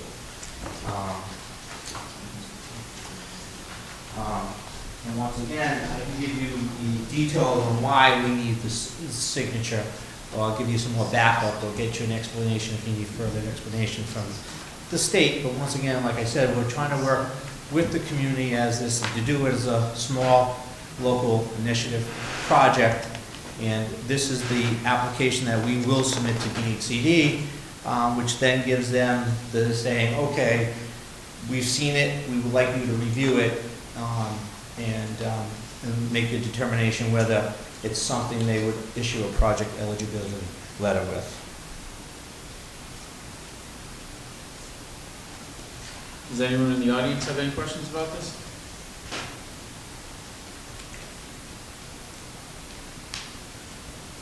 Any members of the board have any other questions?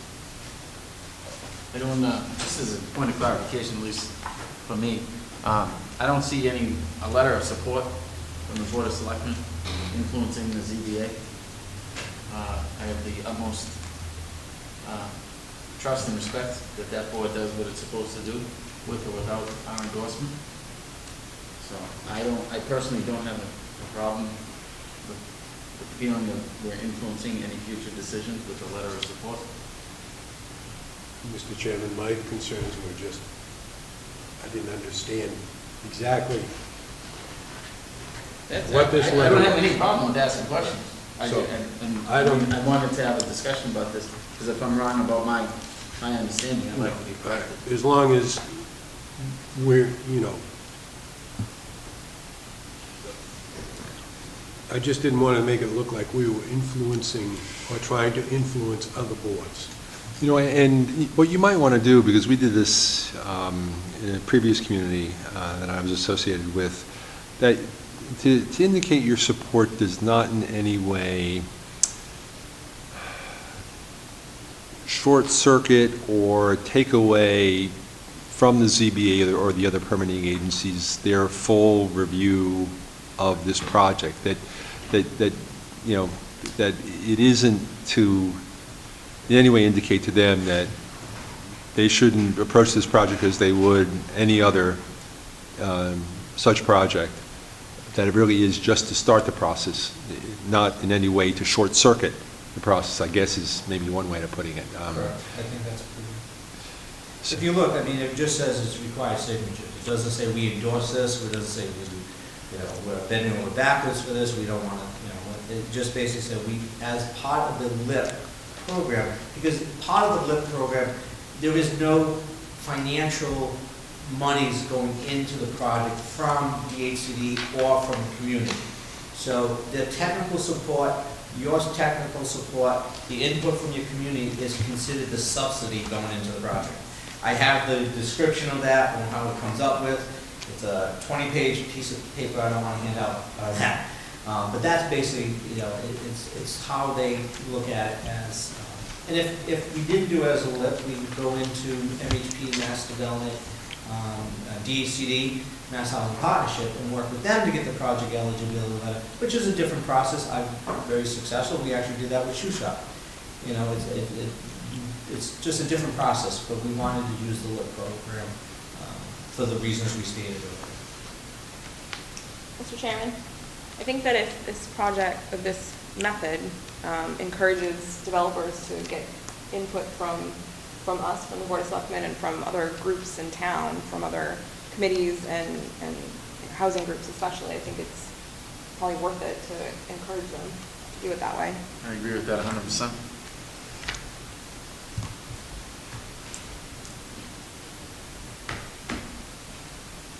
Just waiting on a motion. Oh, you want a motion? Oh. I would make a motion to authorize the chairman to sign the comprehensive permit application representing the town of Middleborough. Is that good enough? Yeah, Second. I think so. I have a motion and a second. Any other discussion? All in favor? Aye. Aye. Aye. Opposed? Passes unanimously. Thank you very much. Thank you We very much. appreciate Thank you for work, being the here. collaborative nature of all this. I appreciate it. Thank you.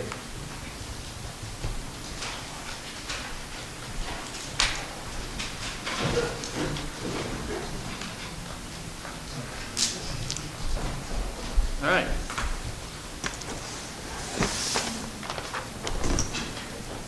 We'll now have a discussion on chapter land and the town's option to purchase. First one we'll take up is the Fishers at 154 Purchase Street, M67, L3281, and Gid Circle, M74, L375, chapter 61B. Charlie, you want to talk about this a little bit? Yes, Mr. Chairman, these two parcels, and the next one you'll discuss, are all part of this solar initiative that the landowners are working with this company called Nexsun Energy to do these, you know, relatively small solar installations. And since the land currently is protected, the first thing that they have to do is remove the land from either 61B in this case, 61A in the next case. And in doing so, that initiates basically an offer to the board whether or not you want to acquire the land, because when you take land out of those two categories, the first right of refusal goes to the municipality. So that's what's before you tonight. As you know, we've sent this information out to the various boards, and you know, the returns from the various boards are, you know, this is not land that we're recommending that you acquire. So you know, I think the issue is, you know, do we let the property owners know that the town doesn't have an interest in acquiring these properties, and then therefore let them go forward with their plans to, do this solar installation. Mr. Chair, Mr. McKinnon? do they have to repay any taxes on Yeah, this they do. land? They do. They have to, pay the back taxes for the land being in protected status for. Forever? For as Yeah, long- for far back? as long as it has, yeah. Yeah, exactly. Okay. Any other questions? Fine. Mr. No, Chairman. again, this is, sorry. I was just going to say, I think with the purchased street land, we had discussed this with the Conservation Commission had discussed this, and, while the Conservation Commission would love to have more conservation land, there's just no money for it. But Tricia did note that there seemed to be a lot of wetlands in that area, and so the land would have to be, the wetlands line would have to be delineated if they're going to do anything on the property. So.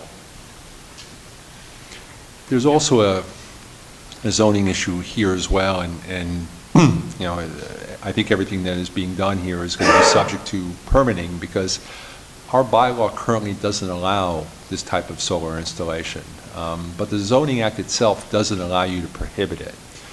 So again, the question will come before the zoning board: can they find a way to permit this, given the way our zoning is written, and also the requirement of the zoning act not to prohibit it? So, so it remains to be seen whether or not this could even be permitted, but they won't know until they go through the process. Part of the process is to get a determination whether the town wants to buy the land or not. Well, yeah, that's the first step, and if you don't want to buy the land, then they're free they can do to whatever pursue they it want. and see where they end up with the zoning board. Yeah, So- it would be, it'd be silly for them to move forward, and then we buy the land. Yeah. So, through you, Mr. Chair, then you need from us tonight a vote to reply that we're not interested Yeah, in buying what is it? exactly the vote we needed tonight, Jay? Just that the town has no interest in acquiring the land, is not going to exercise its option to acquire, the vote to decline to exercise your option to acquire the properties. Okay. So moved, Mr. Chairman. Second. Second. Third. A motion and a second. Any other comments or questions? I know Mr. Quell and I actually were meeting with some residents from Middleborough regarding a solar installation that was on the border in Carver a few years back. I don't think that actually ever went through. I don't think it went through either, but it raises many of this, these requests raise those very issues of impact on abutters and, whether or not, where the appropriate locations are for these things. Fortunately, in these cases, I think you can see from the maps that they're not up against other people's residential properties. I think that's a good thing. However, they are all in residential zones, so I think that's going to be the conundrum for the zoning board is, where do you draw the line, and can you draw a line if you allow it to go in a residential zone like this one, which may be appropriate. Well, then how do you stop it in another instance where it may not be appropriate, where the abutters have a very strong and negative reaction to it? So I think that's going to be the challenge for them when this comes before them is, can you open up that door? There is another separate, different solar company working with a property owner in the GU zone. So, it could be that the determination is that because the GU zone is much more wide open in terms of what it allows, that this could be allowed in the GU zone in Middleborough. And if it is, then that means our zoning bylaw doesn't prohibit these kind of solar installations, and therefore it may be hard for these two properties, these three properties, to get a positive approval from the ZBA. But so this is all very fluid. Our zoning right now presents some challenges to these, and it's going to really be up to the ZBA to sort it out ultimately. Yeah, there's, I believe that there's a law from like 1985 that says you can't prohibit solar You cannot installations as prohibit well, it. which is another. Yeah, and Mess. that's the difficulty, because, as I talked to town council about it, you could read the Middleborough zoning bylaw as prohibiting it, because nowhere is it allowed. Right. And so then it'll come down to a matter of interpretation, whether or not in a GU zone, it fits one of the categories that's allowed in the GU zone. And that may or may not be too, because it may all depend on how the definitions are written. So, again, it's going to be something that's going to have to be sorted out. And It's going to be interesting. yeah. It's certainly going to set the tone. And I think what this is going to perhaps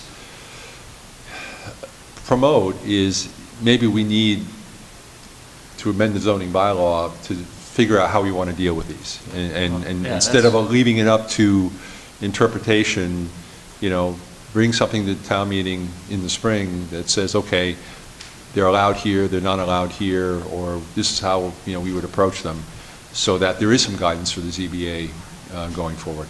Yep. All right, so I have a motion and a second. All in favor? Aye. Aye. Opposed? Passes unanimously. And Lorraine Trulson on River Street, M23L5769, Chapter 61A. Very similar situation. Exactly the same situation, just a different category of, protection, and all the same things I said about the other two properties apply here. All right. Need a motion? Mr. Chair, I move that the town not exercise its right to option to Yeah. purchase the second parcel of property. Second. I have a motion and a second. Any discussion? All in favor? Aye. Aye. Opposed? Passes unanimously. All right, 8:45, we will discuss the warrant articles. We'll start with number 20, the pilot agreement with Next Sun Energy. And again, this is tied up into the discussion we just had. This particular company, Next Sun Energy, who's working with the Fishers and Ms. Trulson, is following the same pattern as a number of solar companies have, where they're asking, instead of to pay personal property taxes on this installation, which is one of the ways of doing it, that they're choosing to ask to negotiate a payment in lieu of taxes agreement, a pilot agreement, because what they want to do is they want some certainty as to their obligation to the town for taxes for the next 20 years. And they do that because this way they can, it's either a requirement of their financing, or it helps them with financing. But this is done in a number of other cities and towns across the Commonwealth. They're electing to go forward with this here. I believe I wrote you an email last week saying that there was a difference of opinion about what that number should be. They had proposed initially a lower number. Ms. Erickson, our assessor, had come up with a higher number.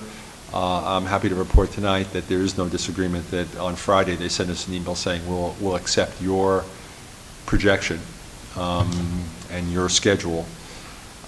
So that's no longer an issue. So, and talking to the council today, he advises us that in fact this is going to require two steps. The first step is town meeting authorizing you, the selectmen, to negotiate a pilot agreement with Next Sun Energy. And then next spring at the next town meeting, bringing that actual agreement before town meeting and having town meeting approve it. Originally, I think we were under the impression that that could happen in one meeting, but Dan talked to DOR today, and DOR said, no, we see this as a two-step process. So while we've had some discussion about the pilot, about the language, and about the dollars, actually the only thing we would, if you want to go forward with this, the only thing we would be doing at town meeting is asking town meeting for authorization to negotiate a pilot agreement with this company. then that would have to be negotiated and brought to town meeting next spring. Mr. Chair, I have two questions. One, this number that we came up for the pilot payment, how does it compare to what they would normally be assessed? This is exactly what Ms. Erickson expects that she would assess them over the next 20 years. Okay, and does it, And she's using an income approach to Right. do that, so, Okay. or she's using a valuation approach. Now, I forget which one she is using, but So in essence, she's it- using the one that benefits the town more. Okay, so we would not be losing No. taxable income. Okay, so therefore, they're getting the certainty and we're still getting our money. That's and what it is. so We're works out getting for what we'd both. get if they were being assessed personal property taxes, and they're getting certainty to know exactly what that number is over 20 years. And that doesn't change for the whole term? It would be what we would be getting normally for the whole term? Yeah, because she's averaged it out over that term. Okay, thank you. So if there was any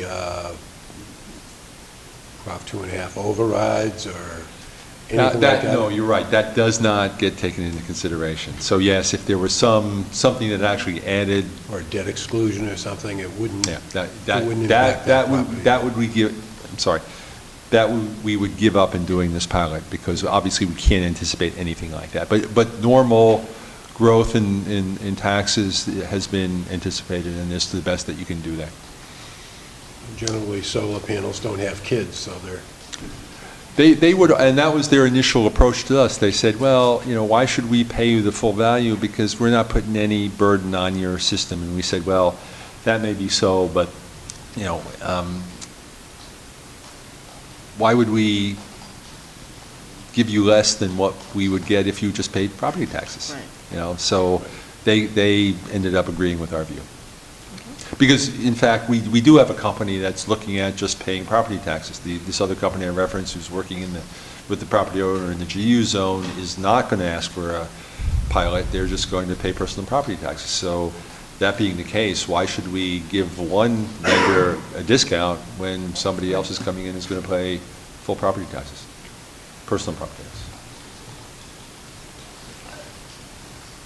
Mr. Chairman? So again, all this does is, let you, the selectmen, negotiate a pilot agreement with this company. We want to vote on these as we Sure. make a motion to support Article 20? Second. A motion and a second. Any comments or questions? All in favor? Aye. Opposed? Passes unanimously. Article 13, 14. These two articles rescind some debt we recently authorized for both the water and wastewater enterprise funds. And the reason we're doing that is, particularly wastewater, we knew that by raising rates gradually over a number of years to get to the point where we can pay the debt service on the big wastewater project, which is also coming up at this town meeting, that we would be actually building up a surplus in the enterprise fund as we, wait to get to the final debt number. So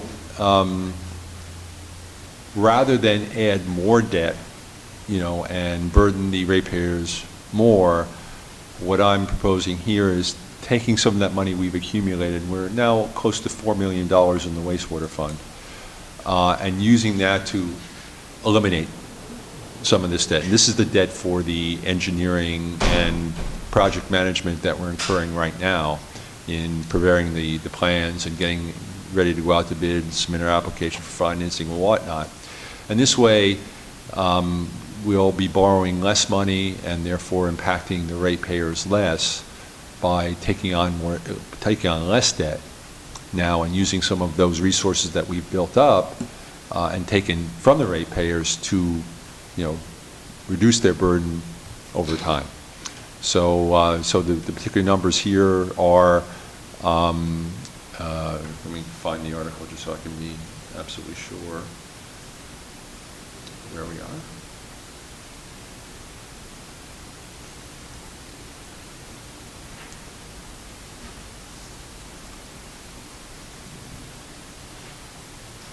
Yeah, so in Article 13, we're going to take, proposing to take $1.9 million from the wastewater enterprise fund to pay down two appropriations, one from the 2013 annual town meeting, and we'll also be buying down the original $400,000 in design money. I believe it was from 2011. So that'll leave us, close to $2 million still in the fund. I envision using that, in future town meetings to further buy down that debt, particularly the design debt. But there's no reason to do that right now. So, we're just,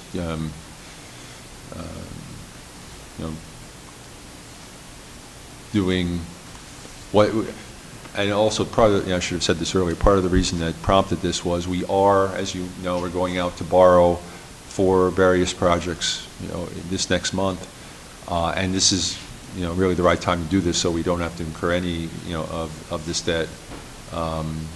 Because we are paying bills, we need the money to pay those bills. So. Mr. Chair? Yep. Move to recommend Articles 13 and 14. Second.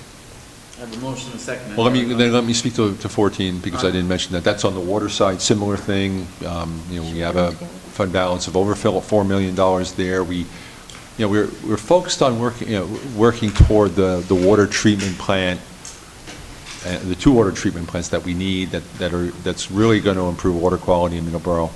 Trouble is, those are long lead time projects. We're going for state SRF financing for those. That takes time. It makes sense to do. It's going to cost us less.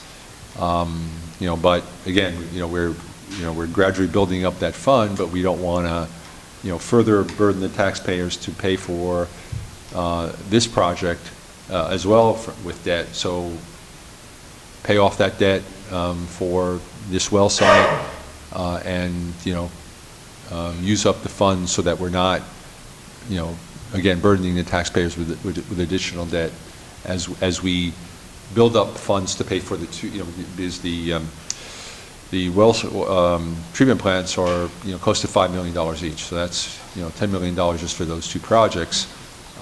So we're focusing our resources and our attention on that as we but as we build up until we need to pay that debt, accumulating these funds, we'll pay off other expenses and other debts so we don't burden the ratepayers with that. So is it just for 13, or can we vote on them together? Well, we'll do them separate. Okay, so motion to support Article 13. Second. A motion and a second. Any other comments, questions? All in favor? Aye. Opposed? Passes unanimously. Mr. Chair, Ms. Stowe? motion to support Article 14. Second. I have a motion and a second. Any comments, questions? All in favor? Aye. Aye. Opposed? Passes unanimously. All right, Article 15. So Article 15, you may recall over the last couple of years we've been appropriating money to meet our stormwater permit obligations, and this is similar to our wastewater permit obligations. The federal EPA and the state DEP are ramping up water quality improvements on both the wastewater side and the stormwater side, and we've been going through the process of improving our ability to monitor our collection system, our stormwater collection system, and sample it. We passed a bylaw a couple of years ago after a lot of concern and consideration. That was required, but I think we tempered it so that we weren't going to overly burden the property owner or overly tax our own staff to meet that obligation, but do it in a way that we met the requirements of the EPA and DEP. So we are anticipating another round of work. I asked our DPW director, Chris Peck, what he needed to get through the next year. We have some money left over from a previous appropriation, and we're going to need about $10,000, at this town meeting, which we'll take probably from free cash, to fund our stormwater work over the coming year. And that's, actually been, considerably less. We were appropriating about $50,000 a year for a couple of years to do this. The costs have come down a little bit. They'll probably rise in future years. But right now, we think we can get through the next year with another $10,000 appropriation. Mr. Chair, motion to recommend Article 15. Second with a question. Where's that 10,000 coming from? I think we'll take it from free cash. We've been taking it from free cash, so I think we will take it from free cash. Okay. That's all? I mean, you know, is that going to take care of all the cleaning that's got to be done for these? Well, you know, remember, we already fund the catch basin cleaning. That's basically in the operating budget already. Oh, okay. I mean, so you know, it's sort of, you know, an understatement, because in our existing budget, we're doing a fair amount of that work. But this is a lot of the work that needs to be done by the consultant is Okay. largely what's funded by this. And again, not to say that isn't going to increase, because they keep coming up with more and more things for us to do. But right now, you know, based on his estimates, this is all we'll need for the coming year. This will get us through probably to a year from now. Okay.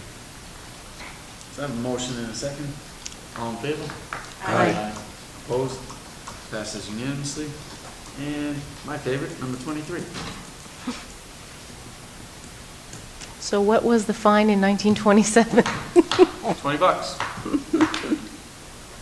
So I asked Charlie to put this in on the warrant because I think a $20 fine for littering, to be honest with you, just isn't a deterrent, and it's certainly not cost effective.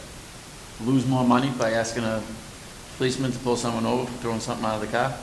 So let's make it a deterrent and cost effective. Maybe we can cut down on people littering, and if they are gonna litter and we can catch them, we'll get a couple bucks out of it. And if you disagree with this article, I recommend that you join Melissa Guimont on a Saturday and pick up trash along the side of the road, and then we can have another discussion. If we're up to me, it'd be $2,000, but some people would think that was a bit stiff. But again, if you don't like this, the idea of this, come pick up trash on the side of the road, and then we can have a discussion. I agree. I have to pick it up in front of my house all the time. Any other comments or questions? Mr. Chair, oh, go ahead. I was going to ask, how often do we find people? Have we ever fined anyone? $20, it's a waste of time. So no. I don't know when the last ticket was written. We can ask. I certainly don't know. Just curious. 200, I think, is a much more appropriate amount. Sure. We raise fees according to inflation, so why not raise fines? Don't litter if you don't want to pay it.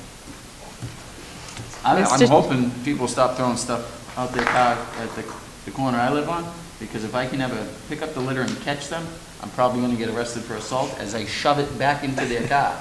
No. Yeah? Right. But that's just me. Okay. Good thing to say on TV. I know. Mr. Chair. Motion to support Article 23. Second. Any other comments or questions? I have a comment.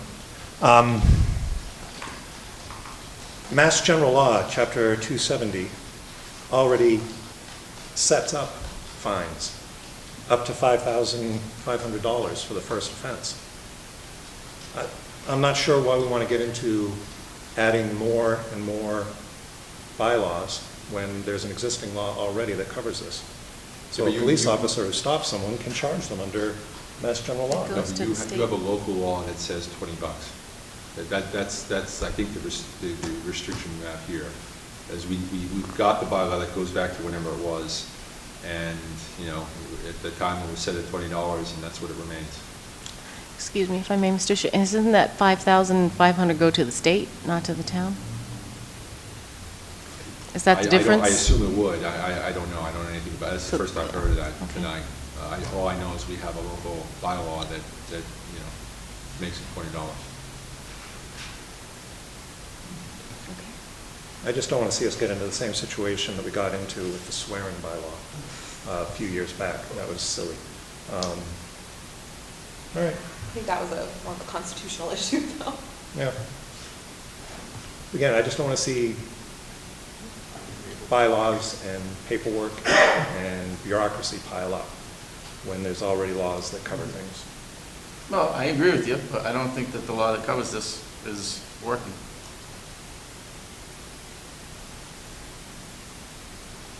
Any other comments, questions? Maybe we can check with town council just to see.